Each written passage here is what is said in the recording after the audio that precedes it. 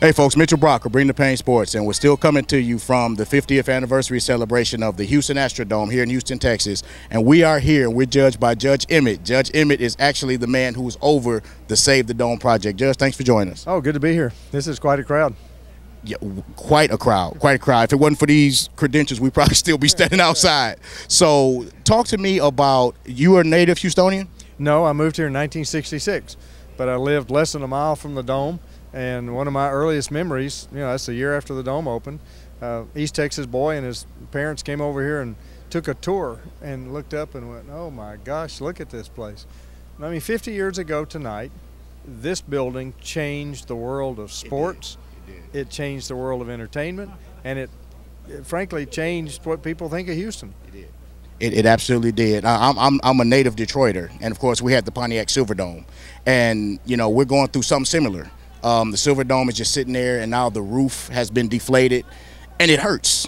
Right. As you know, growing up, I played high school football. State championships were there. Saw plenty of Lions games there. So I definitely understand where you're coming from. At what point did it come to you to say you need to do something to try to save this place? Well, when I became county judge in March of 2007, it had already been decided to turn this into a hotel. Well, it turns out the guys that had the rights to build the hotel had never built a hotel, and they didn't have any money. So it came back on the county's plate. And once we realized this building is fully paid for, it would cost tens of millions to tear it down.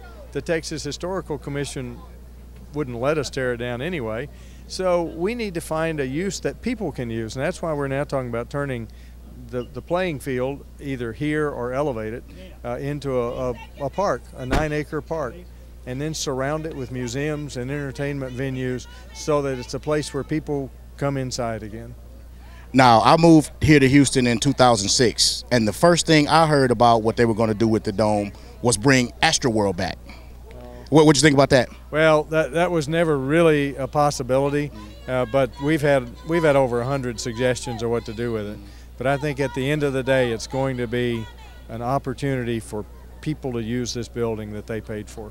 Yeah, this is my first time here. That's why because I went to my director and I said, man, I've never been inside the Astrodome. We got to go and cover this because I want to get in here and see it for myself. And it's still, even though it's 50 years old, it still looks like a relatively sturdy built building. Structurally, this building is totally sound. There's no problem. Now, is it dirty? Sure. But imagine, you can see we've taken the seats out.